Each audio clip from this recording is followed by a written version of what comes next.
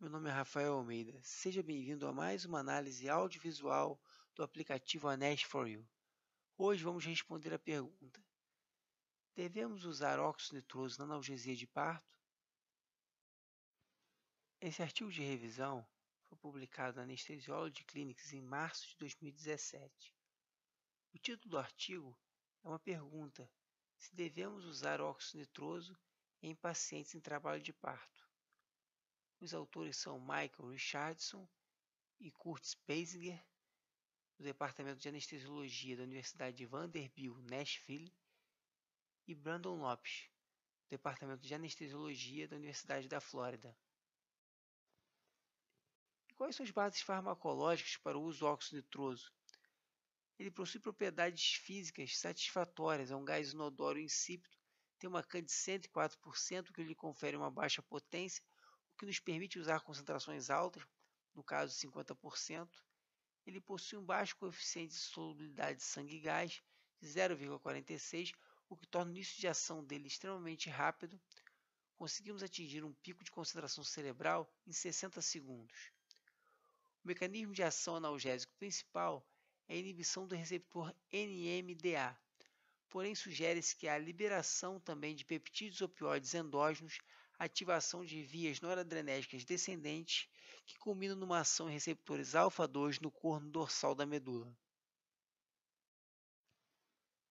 A utilização do óxido nitroso no trabalho de parto tem aumentado no mundo. Na Suécia, Reino Unido, Noruega, Finlândia, Canadá e Nova Zelândia, metade a 2/3 das parturientes utilizam o óxido nitroso como método de analgesia no trabalho de parto. Houve também um grande crescimento nos Estados Unidos. Por exemplo, o Centro Médico de Vanderbilt, 1 em cada 5 parturientes opta pelo óxido nitroso. Ele possui características peculiares no parto. A analgesia é incompleta, mas mesmo assim existe um alto índice de satisfação entre as gestantes.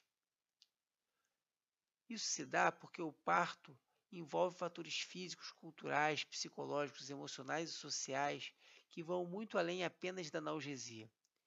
Mas para se obter o melhor resultado com o método, deve administrá-lo 30 a 45 segundos antes do pico da contração. Com isso, a gestante deve iniciar 4 a 5 inspirações ao início de cada contração.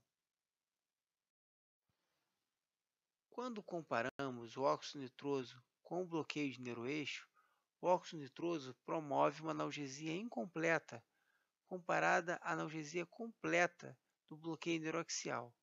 Porém, o óxido nitroso permite um total controle da analgesia pela parturiente e preserva as sensações corporais, a mobilidade e a força da parturiente. O óxido nitroso, comparado a outras técnicas, por exemplo, a analgesia controlada pela paciente com remifentanil, este último possui uma melhor analgesia, porém maior incidência de náuseas, vômitos e prurido que o óxido nitroso. A meperidina intramuscular, ela promove analgesia insuficiente. O TENS apenas um alívio discreto da dor. Outros métodos foram insatisfatórios. Na mãe, os efeitos adversos são náuseas, tonturas, sonolência, redução transitória da consciência, fobia da máscara e queda transitória da saturação de oxigênio. Esses efeitos adversos variaram muito entre os estudos, porém, há uma tendência à baixa incidência dos mesmos. A fobia da máscara foi resolvida com o desenvolvimento de uma boqueira, que incomoda muito menos a gestante durante a contração do que a máscara facial. No feto, não há evidências de efeitos adversos, apesar de estudos em ratos sugerirem que agentes inalatórios geram neuroapoptose, mas isso ocorre em altas doses, que são muito superiores às concentrações utilizadas na prática clínica. Devemos lembrar das contraindicações ao uso do óxido nitroso, que são pneumotórax recente, cirurgia de retina recente, sinusite ou otite média recente ou em atividade, deficiência de vitamina B12 e relativas à anemia perniciosa, ressecção extensa intestinal prévia, que prejudicaria a absorção de vitamina B12, e deficiência de metionina sintetase, que já é uma enzima inibida pelo óxido nitroso, responsável pela síntese de purinas e pirimidinas, que são a base para o DNA.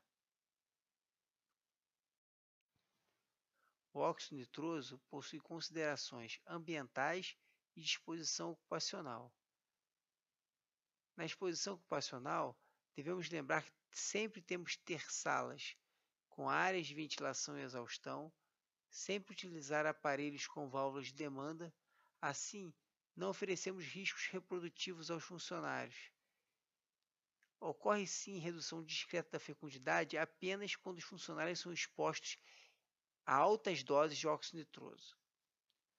No meio ambiente, o óxido nitroso possui 300 vezes maior potência que o gás carbônico na capacidade de aprisionar calor. Mas o óxido nitroso medicinal é responsável apenas por 0,05% do aquecimento atmosférico, ou seja, ele promove um pequeno impacto ambiental.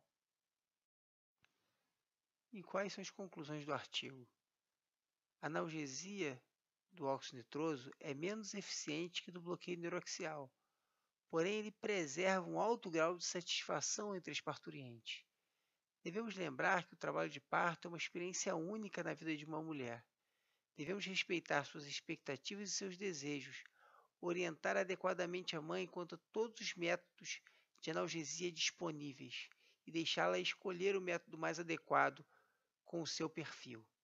Devemos treinar nossa equipe para que utilizemos cada método com o maior benefício possível.